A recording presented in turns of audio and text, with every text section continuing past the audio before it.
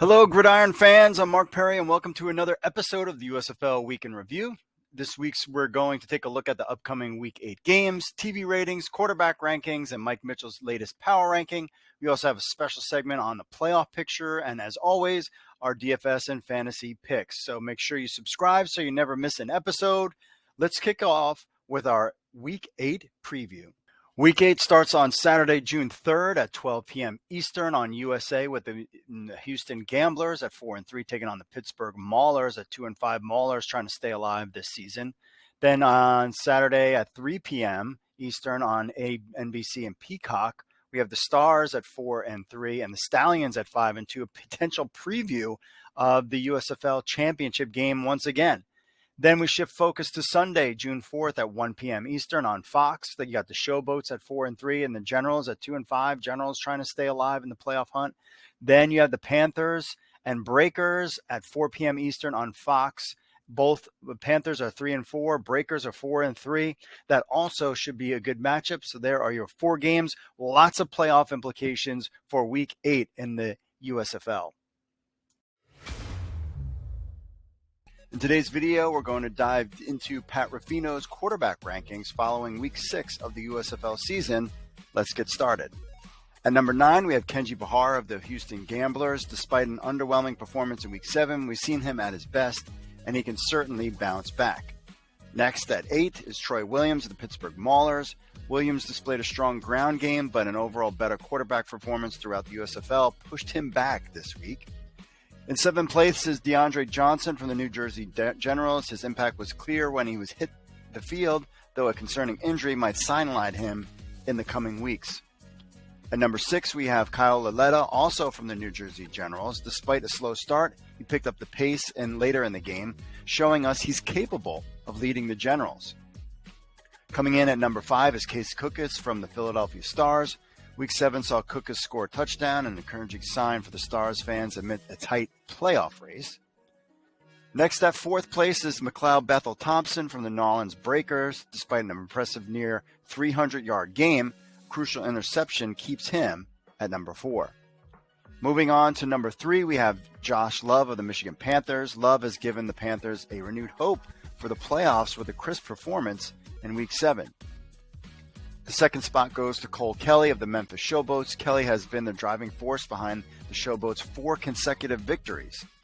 And finally, at number 1, the MVP frontrunner, Alex Magoo from the Birmingham Stallions. Despite a few drops from his receivers, Magoo has maintained his stellar form, securing the top spot for another week. Are you a fan of the XFL, USFL, and CFL football? Get ready to embrace your inner general manager with NewsHubFantasy.com's fantasy football experience. NewsHubFantasy.com offers you an unparalleled fantasy football platform bringing together fans of the XFL, USFL, and CFL football leagues. Compete in season-long fantasy with leagues up to 6 players. You can create your own for friends, or you can join an existing league. Draft your ideal team with our 7 active roster spots, including a quarterback, running back, wide receiver, flex, tight end, kicker, plus 3 bench spots. Show off your football knowledge and strategy and dominate your league. Our user-friendly interface makes it easy to manage with your team and get the latest news in your XFL or USFL or CFL leagues on the go. Plus, News Hub Fantasy offers mock drafts, pick'em games, and so much more all season long. So don't miss out on the action. Sign up now at newshubfantasy.com and become the ultimate football fantasy manager. After Week 6 of the USFL had averaged 594,000 viewers across 24 games. However, Week 7 was the first time this season that 3 of the weekly games were aired on cable. As expected, this resulted in a dip in viewership with an average of 347,250 viewers.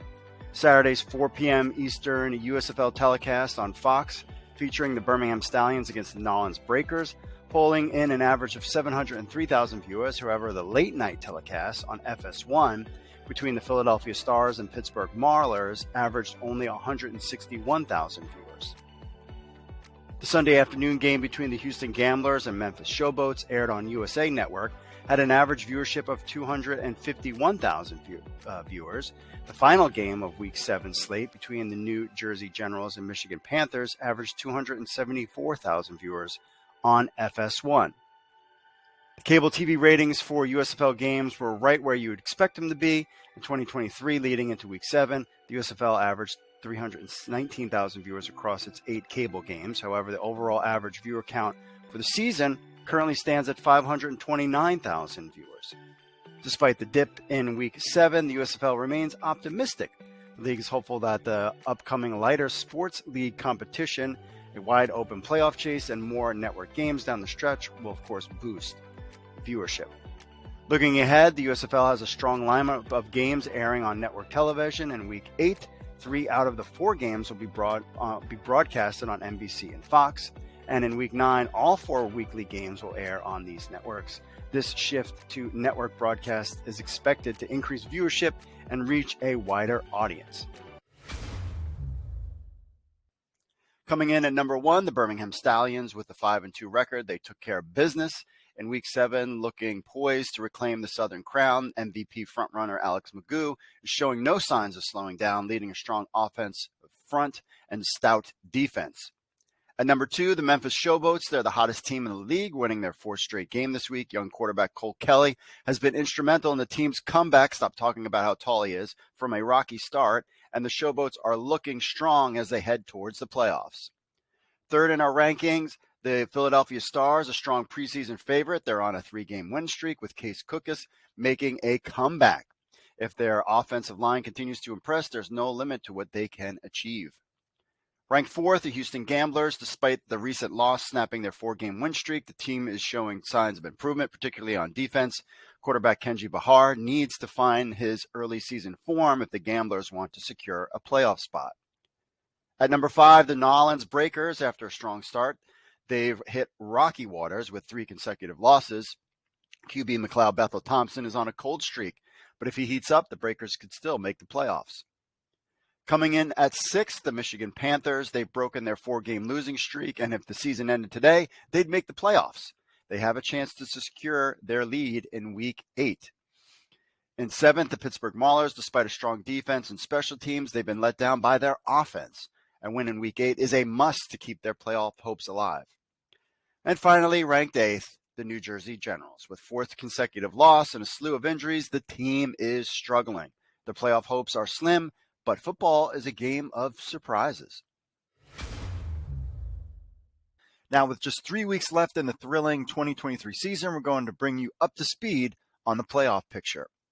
The North Division sees the Philadelphia Stars holding onto the lead, but with the Michigan Panthers, New Jersey Generals, and Pittsburgh Maulers, my team, all within reach, nothing's been decided yet.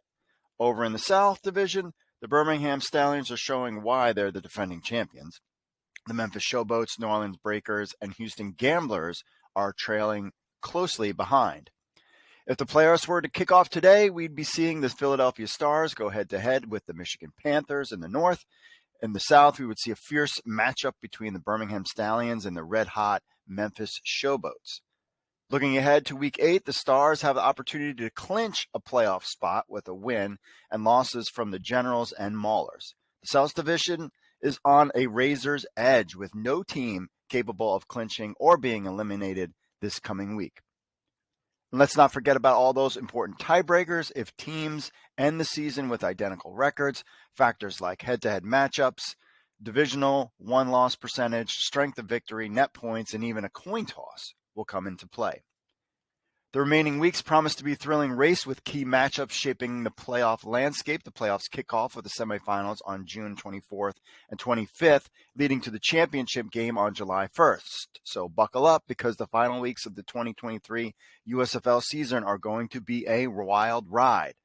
Let's take a look at what's in store for us in Week 8. We have Saturday, June 3rd, Houston at Pittsburgh in Canton. Now it's 12 p.m. on USA. Philadelphia at Birmingham in Birmingham. That's 3 p.m. on NBC. Then on Sunday, June 4th, we have Memphis at New Jersey in Canton at 1 p.m. on Fox. And then Michigan at New Orleans and Birmingham, 4 p.m. on Fox. First off, we have the Houston Gamblers taking on the Pittsburgh Maulers. The Gamblers have a point spread of 3.5 and are the favorites. Considering their recent performances, I predict Gamblers to win this one with the final score around 24-17. Next up, we have the Philadelphia Stars facing off against the Birmingham Stallions. Potential preview of the championship game and the game of the week. The Stallions being the favorites with a point spread of 6. Look poised to continue their strong form. We're predicting the Stallions' victory here with a score line of 27-20. For Sunday's game, Memphis Showboats are up against the New Jersey Generals, who are struggling. The Showboats are favored with a 2.5-point spread. 2-point spread based on the current form and player performance. Showboats can pull off the win, 23-17. Finally, the Michigan Panthers go head-to-head with the Nolens Breakers. The Breakers are the favorites with a 3-point spread. Considering their track record, I foresee the Breakers taking home the victory with a final score of 26-20. Moving on to the DraftKings lineups, we're looking at key players like Alex Magoo or Case Cookus for your quarterbacks, and Reggie Corbin. These players have been in top form recently, could be crucial to your picks. I've got Magoo, Corbin. I got Corey Coleman and Devin Gray. A lot of stacking on the Philadelphia side. We'll see if this pays off. Then on the Memphis side, we've got Dylan and Rashard Davis on the cheap side, and then the Panthers defense is the lineup I have for DFS. As for some bets and parlays, a solid bet would be taking the Gamblers to cover the spread and the over on the point totals in their game against the Maulers. Potential parlay could be combining that with the Stallions win, increasing your potential return, and that's what we have here. We received some great questions and comments from our listeners this week. Let's dive into some viewer emails. First up, Coach Billy says, "Hello, Mark. I've been watching the USFL, and I'm impressed. Last year, they talked over the play calling, but this year it's been a lot better. Hope they continue doing that. Pass that on to the announcers. Keep up the good work. Sincerely, Billy." Checking in. Appreciate him. Next up, we've got the Squibbles says, "Is there an app that I can download to watch the game on, or how much does it cost for a year subscription?" Fox Sports app is where you can watch the games on. I don't know if you can download it on there. And as long as you have a Fox, as long as you have a cable subscription, I believe you are good to go with the Fox Sports app. Next up from Dr. Mark, he says, "As a Birmingham Stallions season ticket holder, 8 tickets located on a 45 per ticket home side, along with parking and concessions, my total contributions to the Birmingham Stallions for today's game against Houston was $989. Sadly, it will be the last time that I will watch another USFL game." This was a couple weeks back. So the USFL officiating was the most atrocious that I've seen since the NFL hired scab officials during the NFL strike 20 plus years ago.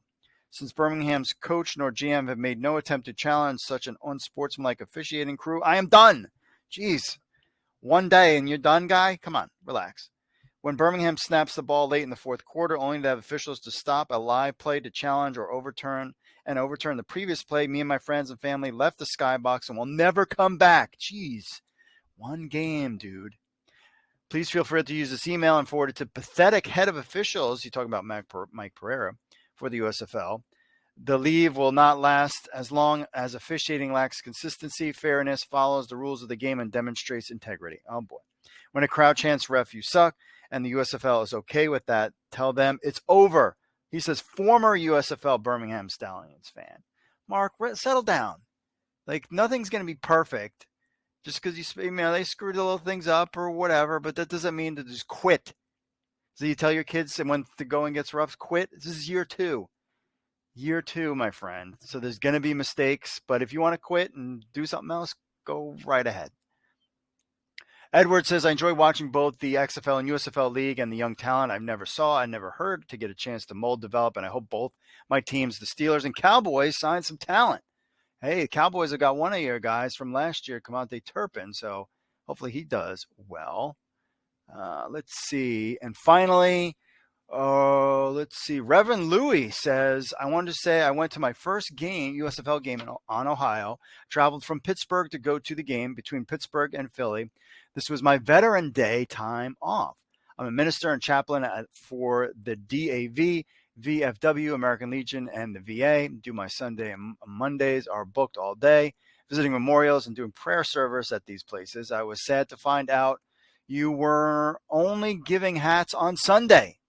Many vets went Saturday and were left out of the hero giveaway simply because they are giving their time to Veterans Day projects. So I know there isn't much you can do about giving the heroes hats now, but I do think you should consider this in the future. Now, remember, this is not me.